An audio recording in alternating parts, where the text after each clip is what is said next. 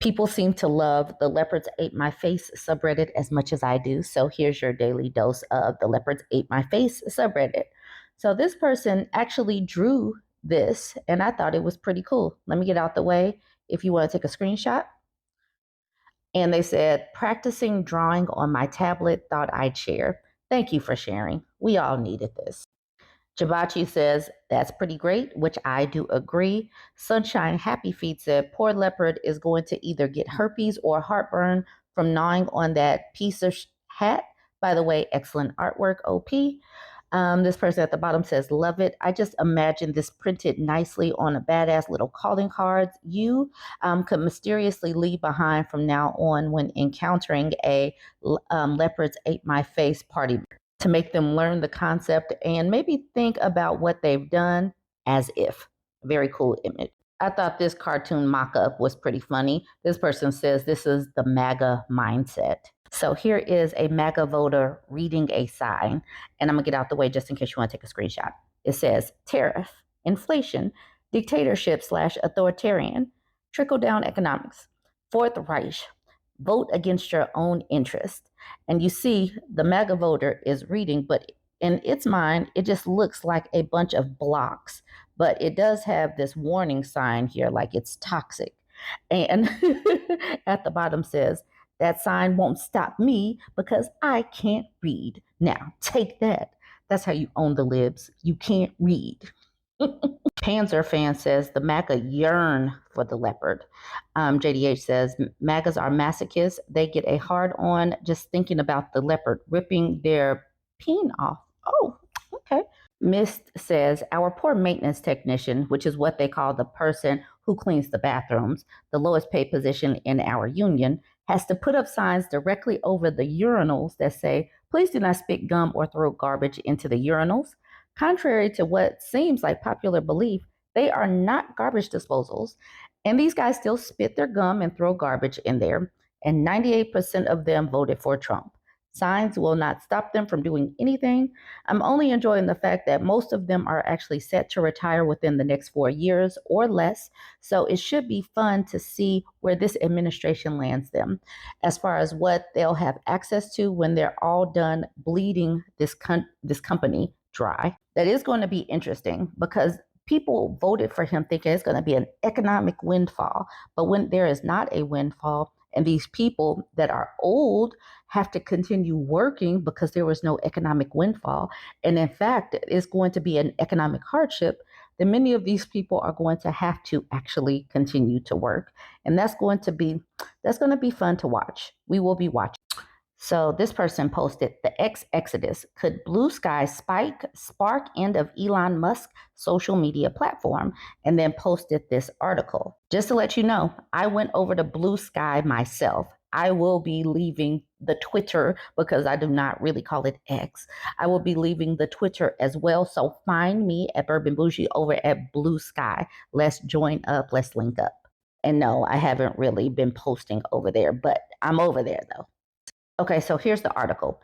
Even Google appears to trust X less, with one expert telling Sky News the search engine treats X competitor Blue Sky as 10 times more important than Elon Musk platform.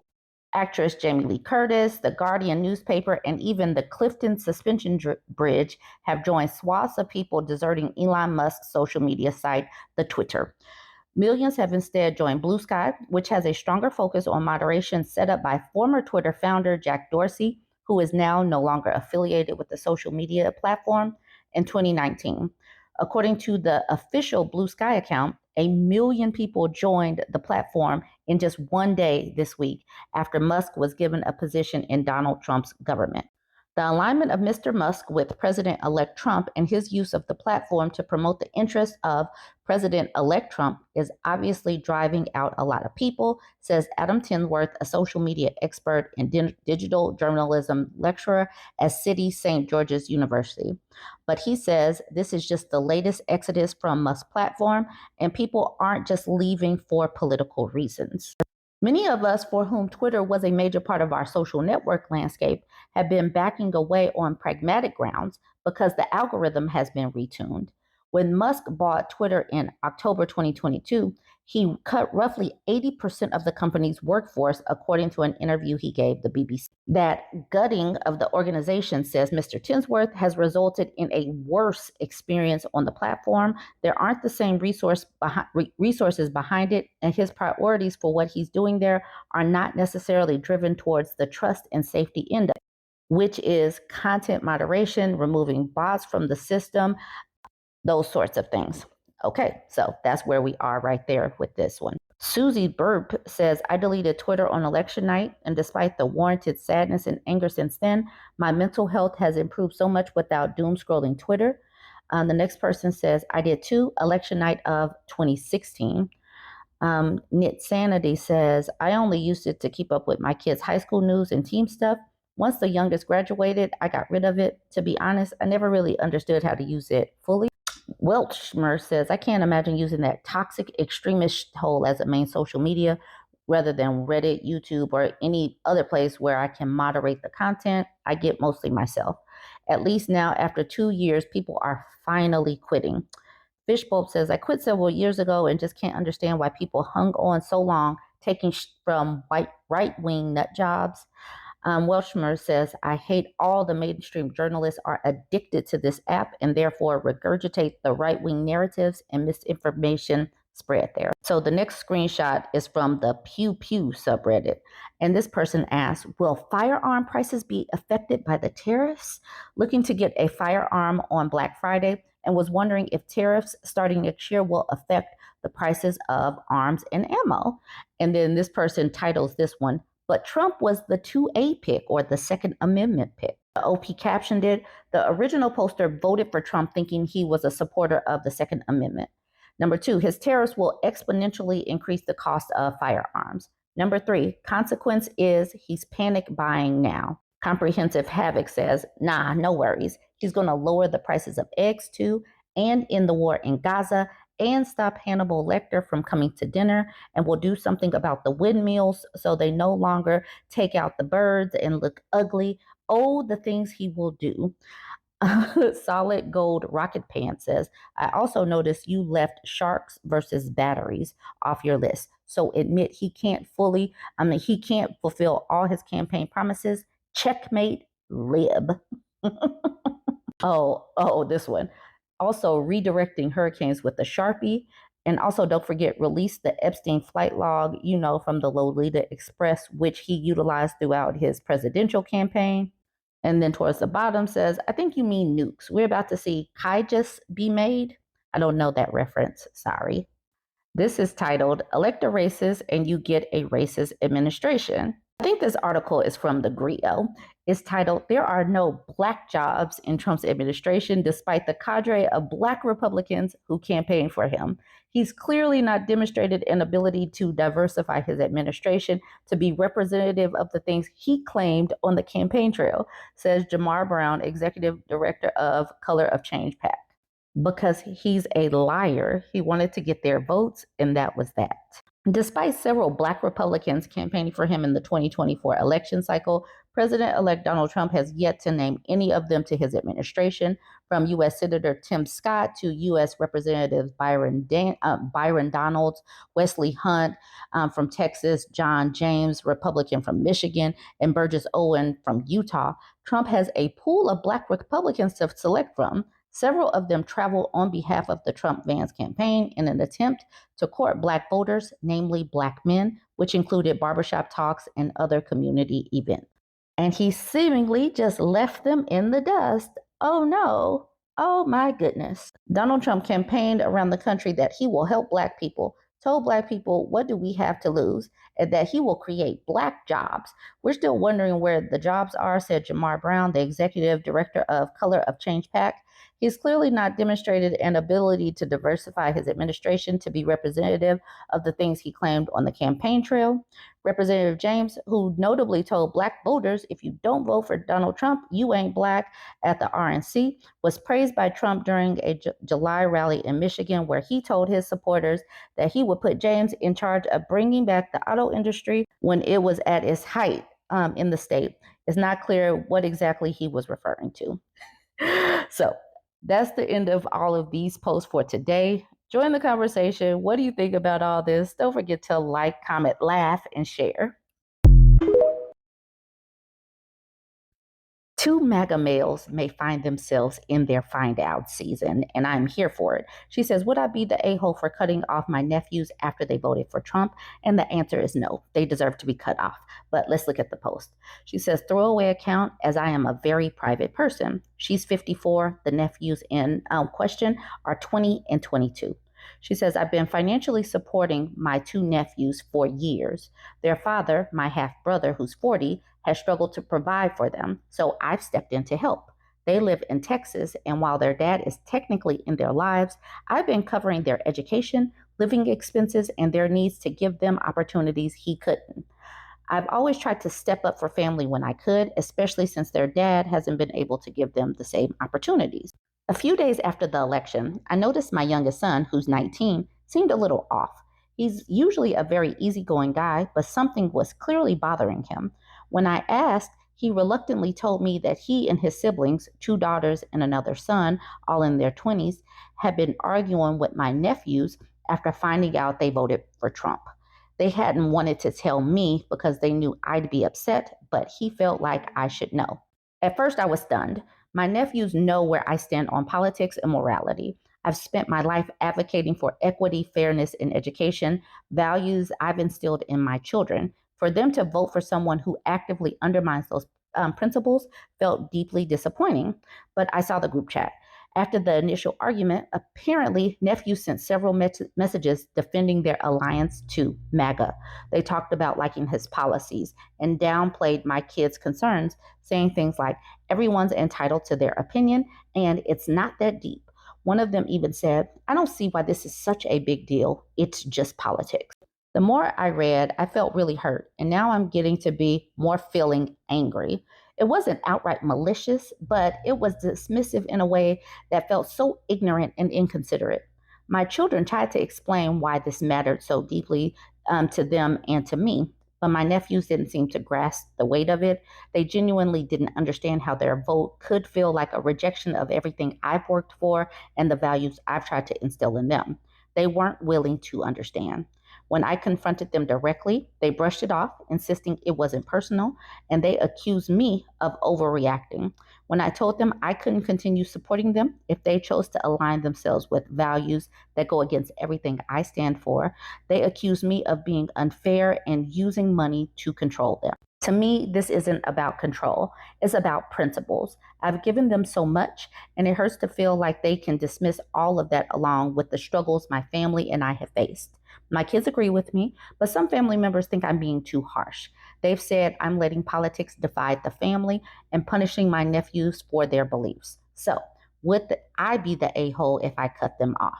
She says, I appreciate all the input. There's a lot to think about here. Honestly, I need to just sit and think about what to do next. Sorry for any typos. I'm a bit tipsy right now. Thanks for all the perspective. Politics is personal. Politics are personal. Your beliefs are personal. So nobody has to support you actively if you are actively against them in how you vote and how you believe. Make these men hold their own nuts. Make them hold their own nuts. They felt so aggrieved. These men feel so aggrieved because women are fighting for their rights. Men's men's bodies were never legislated, but they feel so aggrieved that women want to take back our power or have some power and have some equity and equality. Like they feel so aggrieved that they're not just propped up simply because they have a peen these days and mediocrity aren't being celebrated just because they show up. So I don't think she would be the a hole, but I would like to hear from you. The first commenter says, I guess the question is, what kind of support are you offering grown ass men? Shouldn't they be well past anything besides maybe co signing a loan to get an apartment, car, or school? Galadriel says, that's my initial reaction too. Forget about how they voted. They are both adults. But I do think it's funny that two people so against socialism are upset about their handouts being taken away. Exactly. Make them hold their own nuts. New comment says, say it louder for the people in the back. Quirky Syrup says, honestly, that's how it always is. Farmers vote very Republican, and they are arguably the industry that gets the most government help. You have people on subsidies of some sort or Social Security, and they voted for Trump.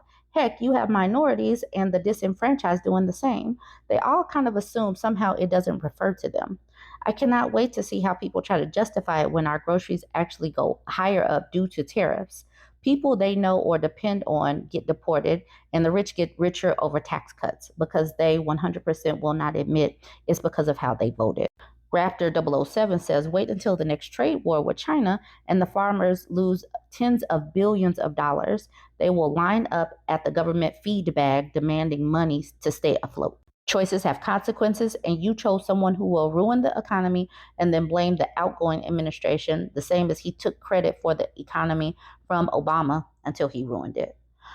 Worth Location says, and their taxes are going up because their neighbors are moving to other countries and there's going to be less money to maintain their lifestyle. Water Elephant says, the farmer situation really gets me. Remember Trump's tariffs against China in 2018? That devastated farmers. Some lost their farms. Trump ended up giving them billions. Hey, isn't that what Republicans call socialism? Actually, they refer to it as communism to scare people into being afraid of the pedo Democrats, so these pathetic losers can win elections even in a minority party. Appropriate Barry says, I don't know. I think it's more about realizing their relationship didn't mean what OP thought it did, and that OP's influence on the boys wasn't as positive as they thought.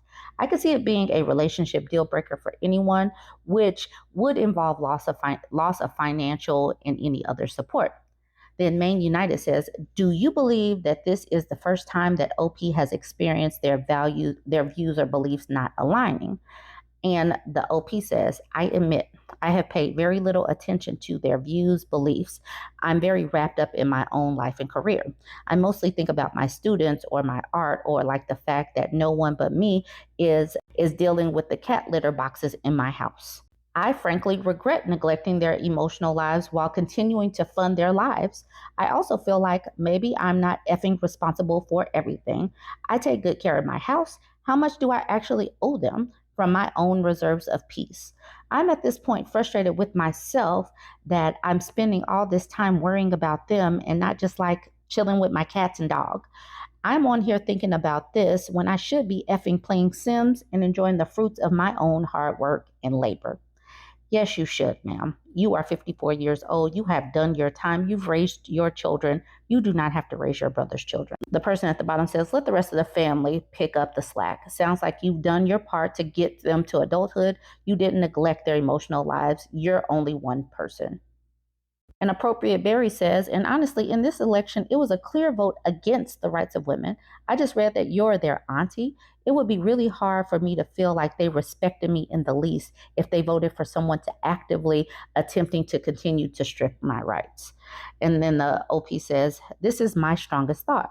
I'm well past that age, but I'm so worried for the young women all over the country of age to become pregnant and require appropriate care for whatever comes up.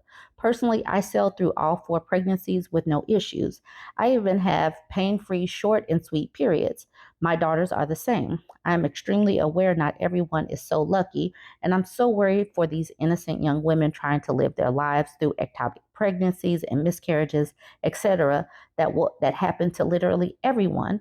Men are affected too.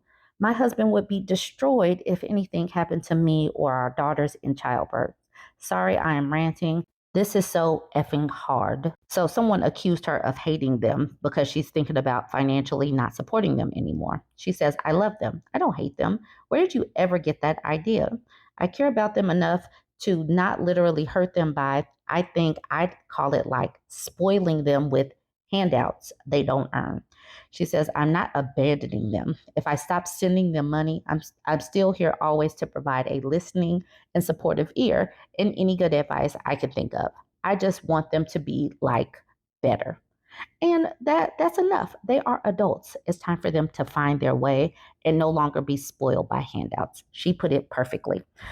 Join the conversation. Let me know what you think about this one. Don't forget to like, comment, share. I know that we all love a good find out season story, and these MAGA men deserve their find out season.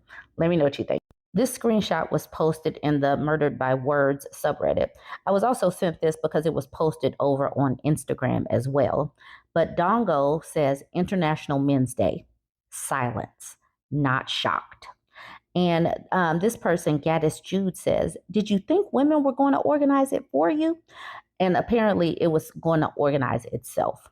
Now, I can't even tell you when International Men's Day was because I definitely did not hear about it. And it's not something that I go out searching for because it's none of my business. But this was men's time. This was men's time to shine. You know, why didn't they pick up that mantle and go organize? Put out the flyers, put out something. They get on their podcast, they type some stuff, they make TikTok videos. Why didn't the men organize something for International Men's Day? It's because they don't care. You know, women have women's days. Women have things specifically for women. And then that's the only time that they talk about men's issues. Why isn't there something for men? Da, da, da. Well, there is. Why didn't men do anything for themselves? Because women will speak on women's issues.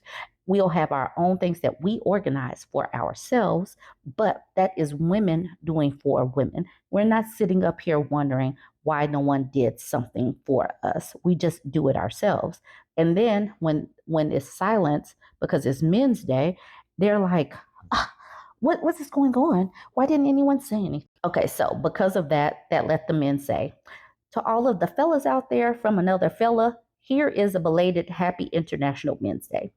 Okay, Lai says, Happy Men's Day. Hope you're doing well and we're crushing it like we're taught to do. And if you ever need someone to talk to, there's always going to be a chill dude drinking some beer. You can talk to work BS with. If you ever want to grab a cold brewski and you're here in LA, hit me up. Okay. And then then the next person says, Thanks, man.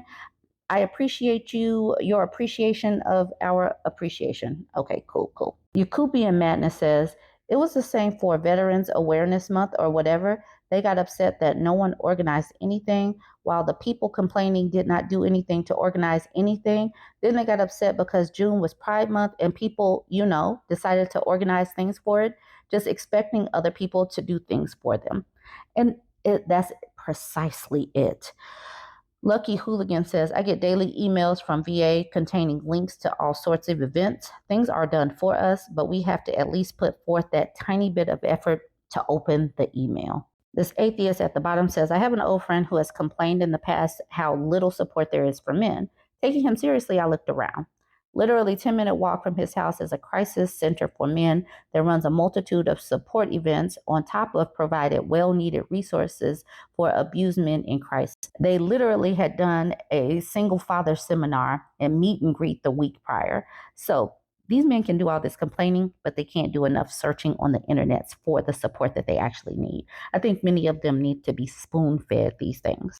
Mega Man Zero says, if someone told me how to put up a Google banner for it, I would have done it myself. And then Leslie Argonian says, the men at Google could have done that. Kiara Alpha says, you hit a subject that no one seems to have picked up on. The men in charge could have done that for men, but they didn't. Okay, so George Wall has a long comment that I want to try to get through. He says, there was a split a long while back that divided the men's movement into men's rights and men's lib. Men's rights is by far the more popular and primarily spends its time talking about how men are so downtrodden and put upon and hated by society at large. They have big money backers and sizable mouthpieces that people have actually heard of. Yet, despite this, they seem to be doing an F-all for the cause of men beyond gripe, and they themselves perpetuate exactly the sort of attitudes whose results are harming men in ways they lay out. It's one truth and 50 lies with them. Like they're absolutely correct when they say men are expected to sacrifice at work and ruin their bodies when women aren't. But that's not true. Women are expected to ruin our bodies in childbirth and, okay, never mind. All right, let me go. But when it comes to better workplace safety regulations, are any of these big MRAs for it? Nope. In fact, they rely on macho messaging so much that when they aren't complaining about how men are effed at work, they're attacking anyone who does ask for safety or uses protective gear or whatever as being weak or womanly, liberal. Wearing protective gear is liberal. They want to have this idealized male fantasy that we must all adhere to, or we're not men. But they also hate the actual results of trying to uphold that fantasy because pretty much no one can live it. That's why it's a fantasy. And these mouthpieces are certainly not the male ideal they tell their fans they ought to be either. Or else they'll be off doing manly jobs and sucking it up instead of what amounts to podcasting and crying all the time. There is also no reason for MRA types to actually want to improve things for men because things being for men is what drives men to hang on to their every word. Satisfied, happy, actualized individuals do not need self help gurus and are out living their life instead of listening to the top potato, Alex Jones, Matt Walsh, Jordan Peterson, or Tucker Carlson tell them about how all of their misery is the result of the woke boogeyman. If they actually pushed for legislation or the kind of cultural change that made men happy, their viewers would go have girlfriends and experience the world instead of obsessively listening to all the whining and shelling out for dick pills. All those figures I just mentioned are going to bat for politicians who don't want your wages raised,